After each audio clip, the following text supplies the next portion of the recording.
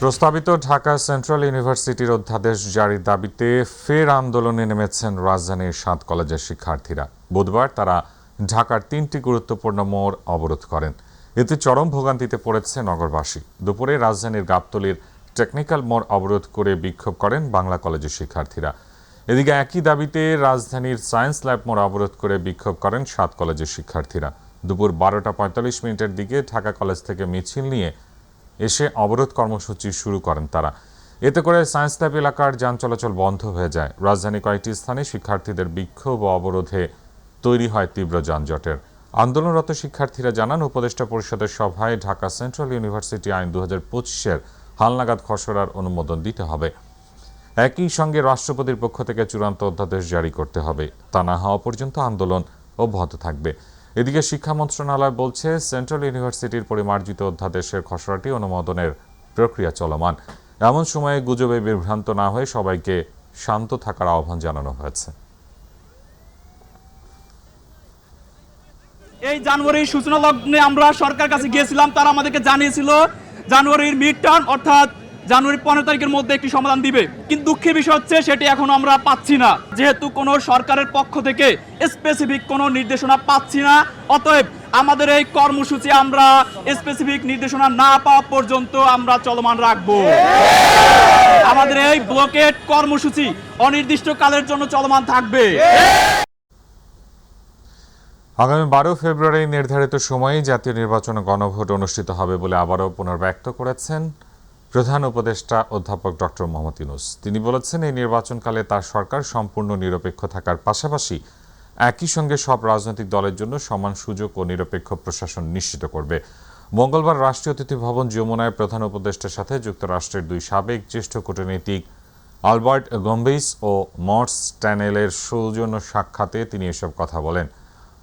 আজ প্রধান উপদেষ্টা প্রেস উইং থেকে পাঠানো এক সংবাদ বিজ্ঞপ্তিতে এই তথ্য জানানো হয়েছে। প্রধান উপদেষ্টা বলেন, নির্বাচন ঘিরে ব্যাপক ভুয়া খবর ও উদ্দেশ্যে প্রণোদিত বিভ্রান্তি ছড়ানো হচ্ছে। তবে অন্তর্বর্তী সরকার ১২ ফেব্রুয়ারিতে নির্বাচন আয়োজন এবং ফল ঘোষণার পর গণতান্ত্রিকভাবে নির্বাচিত সরকারের কাছে ক্ষমতা হস্তান্তরের অঙ্গীকারে অটল রয়েছে।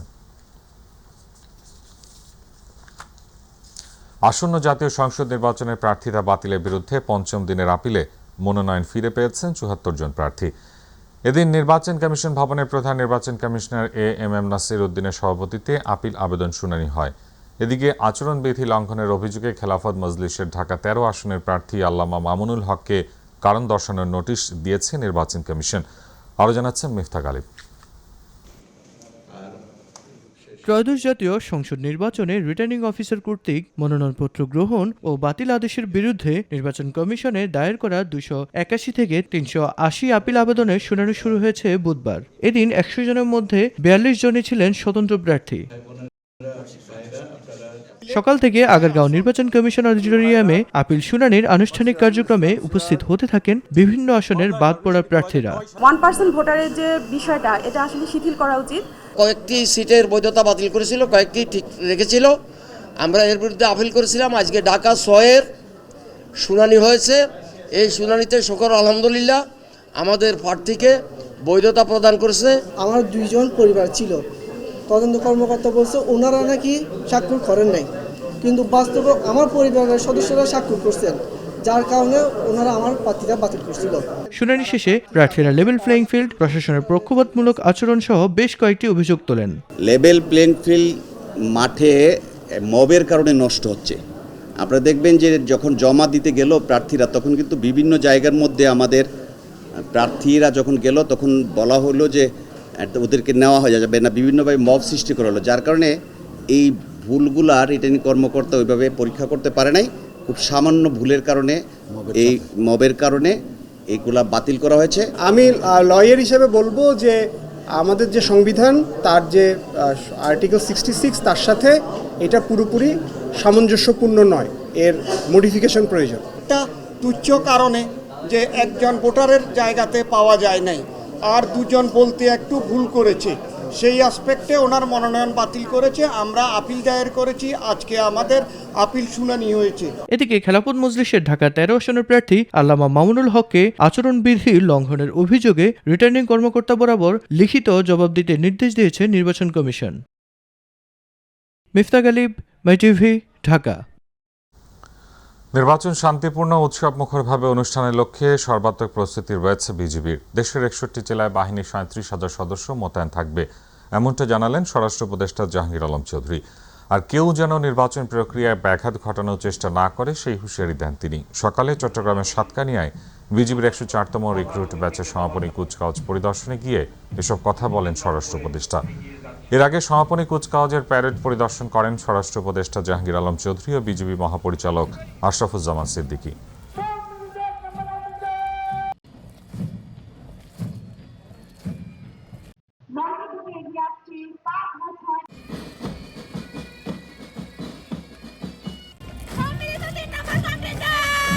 আগামী ত্রয়োদশ জাতীয় নির্বাচন অবাধ, সুষ্ঠু, শান্তিপূর্ণ এবং উৎসবমুখর পরিবেশ অনুষ্ঠানের লক্ষ্যে আইন শৃঙ্খলা বাহিনীর প্রায় 8,97,117 জন সদস্য দায়িত্ব পালন করবে। আইন শৃঙ্খলা বাহিনীর সদস্য হিসেবে বর্ডার গার্ড বাংলাদেশ সুপরিকল্পিতভাবে সমন্বিত রূপে তাদের প্রস্তুতি গ্রহণ করেছে। এই বাহিনী থেকে মোট 37,453 জন সদস্য 61টি উপজেলায় নির্বাচনের দায়িত্ব পালন করবেন। নির্বাচনের সময় অনাকাঙ্ক্ষিত পরিস্থিতি এড়াতে আপাতত অনঅ্যারাইভাল ভিসা বন্ধ রাখা হয়েছে বলে জানিয়েছেন পররাষ্ট্র উপদেষ্টা মোহাম্মদ তৌহিদ হোসেন। বুধবার রাজধানীতে আয়োজিত এক অনুষ্ঠানে এ তথ্য জানান তিনি। পররাষ্ট্র উপদেষ্টা বলেন, পোস্টাল ব্যালটের বিষয়টি নিয়ে সরকার খতিয়ে দেখে ব্যবস্থা নেবে। কেউ কেউ পোস্টাল ব্যালটের অপব্যবহার করবে, এটা স্বাভাবিক, তবে সাবধান থাকতে হবে। বাংলাদেশের সামরিক বাহিনীর সক্ষমতা বাড়ানো দরকার বলে উল্লেখ করে উপদেষ্টা বলেন, বাংলাদেশে চীনের ড্রোন তৈরির কারখানার বিষয়ে বাংলাদেশ নিশ্চয়ই এমন কিছু করবে না যাতে কোনো দেশের সঙ্গে সম্পর্ক খারাপ হয়। এদিকে বাংলাদেশ মিয়ানমার সীমান্তে হতাহতের ঘটনায় ঢাকায় দেশটির রাষ্ট্রদূতকে তলব করে জানানো হয়েছে বলে জানান পররাষ্ট্র উপদেষ্টা। আপনারা জানেন যে নির্বাচনের সময় অনাকাঙ্ক্ষিত পরিবেশ সৃষ্টির চেষ্টা হতে পারে। অনেকেই যারা কাম্য না ঠিক তারা এসে হাজির হয়ে যেতে পারে। এই জন্য আমরা তো ভিসা বন্ধ করছি না, ভিসা নিয়ে আসুন, যে কেউ আসতে চান, যাদের পারপাস ঠিক থাকবে তাদেরকে আমরা আসতে দেবো, কিন্তু হুট করে কেউ হাজির হয়ে না যায় এই জন্য। আর কাজে যে আমরা ফোর্স পাঠাবো এই সিদ্ধান্ত এখনো হয়নি। নীতিগত সিদ্ধান্ত মানে এটা নিয়ে একেবারে আলাপ আলোচনা চলছে এখন, কারণ এখনো কোনো কিছুই ঠিক হয় না যে কারা থাকবে কারা থাকবে না। তবে মূল কথা হলো যে এই 3টি শর্তের কথা বলেছে, যে কোনো অবস্থাতেই কিন্তু আমরা এই পরিবেশ সৃষ্টি না হলে যাবো না, আমরা ওখানে লড়াই করতে যাবো না। কাজে আমাদের শর্তগুলি যেগুলো এগুলি মোটামুটি পরিষ্কার, কিন্তু এরপরে আমরা চিন্তা ভাবনা করবো, কিন্তু আসলে কোনো সিদ্ধান্ত তো এখনো হয়নি। বিএনপির যুগপৎ আন্দোলনের মিত্র 12 দল সমমনা জোটের শীর্ষ নেতাদের সঙ্গে বৈঠক করেছেন দলটির চেয়ারম্যান তারেক রহমান। বিকেলে গুলশান বিএনপি চেয়ারপারসনের কার্যালয়ে পৃথক বৈঠক অনুষ্ঠিত হয়। বৈঠকে আসন্ন জাতীয় সংসদ নির্বাচন, সংস্কার ও জুলাই সনদ সহ চলমান রাজনীতির নানা ইস্যু নিয়ে আলোচনা হয় বলে জানা গেছে।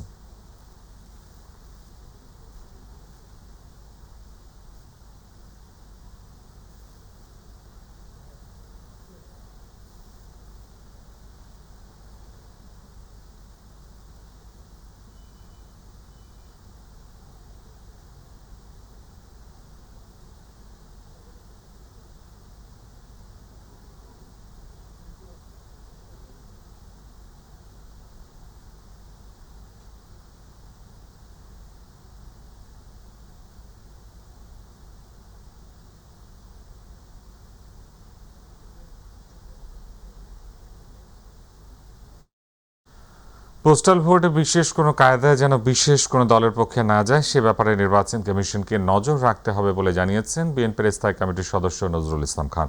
সন্ধ্যায় রাজধানী গুলশানে এক সংবাদ সম্মেলনে তিনি এসব কথা বলেন। পোস্টাল ব্যালট ভাঁজ করলে ধানের শীষ প্রতীক ঠিক থাকে না, আর এই বিষয়টা এমনি এমনি হয়নি, এটা ইচ্ছাকৃত করা হয়েছে বলেও অভিযোগ করেন তিনি। এই সময় পোস্টাল ব্যালট পুনরায় সাজানোর অনুরোধ জানান বিএনপির এই নেতা। যে নির্বাচন কমিশন থেকে প্রবাসী ভোটারদের জন্য যে পোস্টাল ব্যালট পাঠানো হয়েছে, আমাদের দেশের ভিতরে এখনো পাঠানো হয় নাই, কিন্তু প্রবাসীদের কাছে পোস্টাল ব্যালট পাঠানো হয়েছে। সেখান থেকে আমরা বুঝতে পেরেছি, জানতে পেরেছি সেটা হলো যে সেই ব্যালটের যে পেপার, সেই পেপারে 5টা কলাম করা হয়েছে এবং 14টা লাইন করা হয়েছে। প্রধান নির্বাচন কমিশনার এবং নির্বাচন কমিশনাররা এ ব্যাপারে তাদের অজ্ঞতা প্রকাশ করেছেন যে তারা ঠিক জানেন না যে এটা কিভাবে হয়েছে এবং তাতে কোন প্রতীক প্রথম লাইনে বসছে দ্বিতীয় লাইনে বসছে এটা তারা খেয়াল করেন না।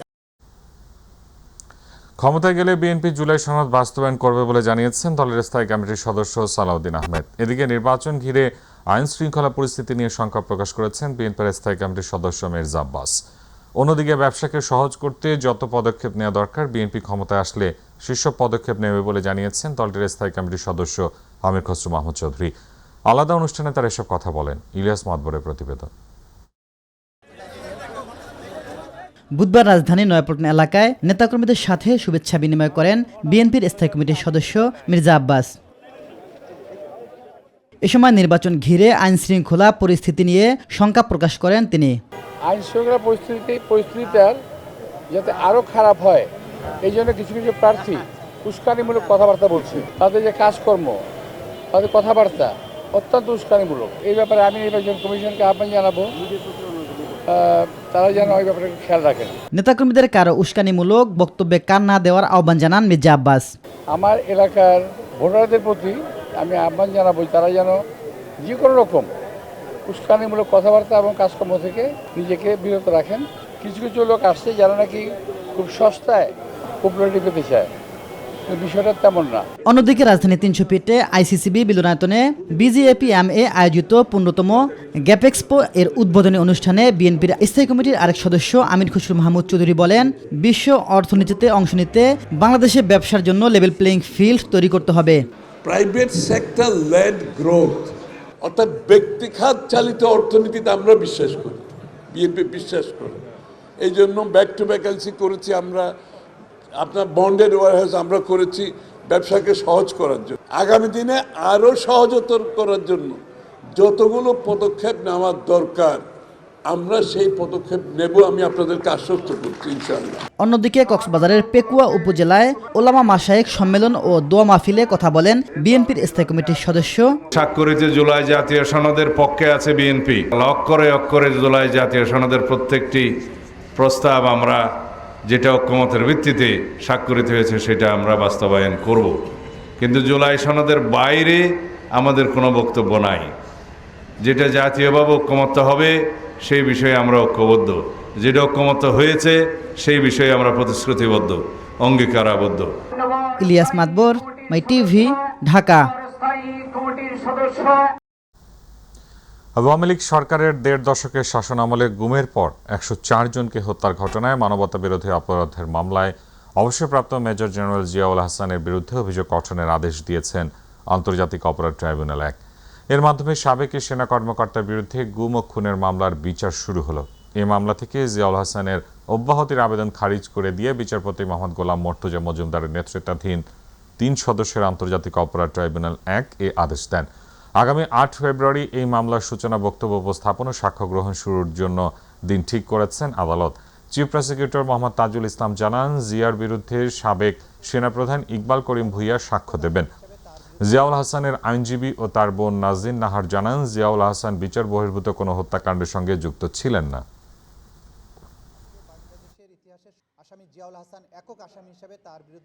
যে বেশ সমস্ত ব্যক্তি এই গুমের বিষয়টাকে সিস্টেমে পরিণত করেছিলেন এবং উইদিন দ্য সিস্টেম যেভাবে গুম তারা একটা কালচারে পরিণত করেছিলেন, তাদেরকে যারা মেইন পারপিট্রেটর, যারা মেইন এক্সিকিউটর, যারা এগুলো করতেন তাদেরকেই আসামি করা হয়েছে। সেগুলোর ব্যাপারে তিনি সাক্ষী দেবেন এবং এই কালচারটা কিভাবে শুরু হয়েছিল সেই সবগুলো বিষয় তিনি আদালতে তুলে ধরবেন, যাতে করে গুমের যে টোটাল স্ট্রাকচার এবং এই হত্যাকাণ্ডের সংস্কৃতি কোথায় কিভাবে শুরু হলো, কিভাবে এর বিস্তার লাভ করেছিল, এই বিষয়গুলো উঠে আসবে। কিন্তু এটা yet to be examine before the court.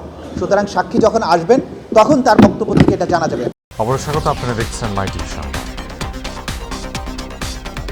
মিথ্যা ঘোষণা দিয়ে পূর্বাঞ্চলের 10 নম্বর সেক্টরে প্লট নেওয়ার অভিযোগ অনুসন্ধানে সাবেক দুদক কমিশনার জহুরুল হক ও তার স্ত্রীকে জিজ্ঞাসাবাদ করেছে দুদক। তাদের বিরুদ্ধে ক্ষমতার অপব্যবহার করে তদন্তাধীন মামলার আসামি হতে আর্থিক সুবিধা নেওয়া, জাল জালিয়াতির মাধ্যমে রাজুক প্লট বরাদ্দ নেওয়া, বড় দুটি টেলিকম অপারেটর হতে শত শত কোটি টাকা ঘুষ নেওয়া, অর্জিত অর্থ পাচার করে বিভিন্ন দেশে একাধিক বাড়ি নির্মাণের অভিযোগ রয়েছে। দুদকের ইতিহাসে এই প্রথমবারের মতো কমিশনার পদমর্যাদার কোনো কর্মকর্তার বিরুদ্ধে অনুসন্ধানের সিদ্ধান্ত নেওয়া হয়েছে।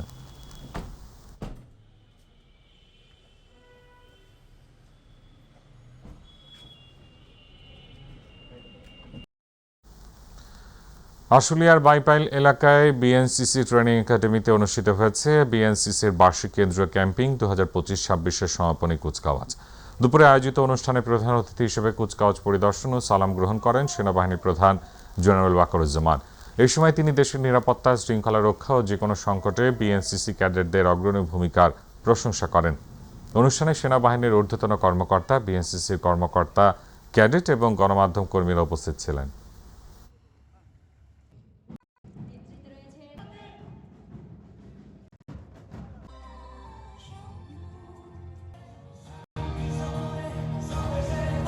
বিএনসিসি সারা বছর 41 ক্যাম্পিংয়ের আয়োজন করে এবং বিএনসিসির এই বিশাল কর্মযোগের জন্য সকল সদস্য শুভকামনা ও প্রশংসা করছি। বাংলাদেশ সশস্ত্র বাহিনীতে সরাসরি আইসিসিতে যোগ দিতে পারে আমি তাদেরকে এনকারেজ করবো বেশি বেশি করে বাংলাদেশ সশস্ত্র বাহিনীতে যোগদান করার জন্য। আজকে আমি এই প্যারেড দেখলাম, আমার যে খাওয়া প্যারেড দেখলাম, আমার কাছে অত্যন্ত ভালো লেগেছে। আমি নিশ্চিত তোমরা যদি সশস্ত্র বাহিনীতে যোগদান করো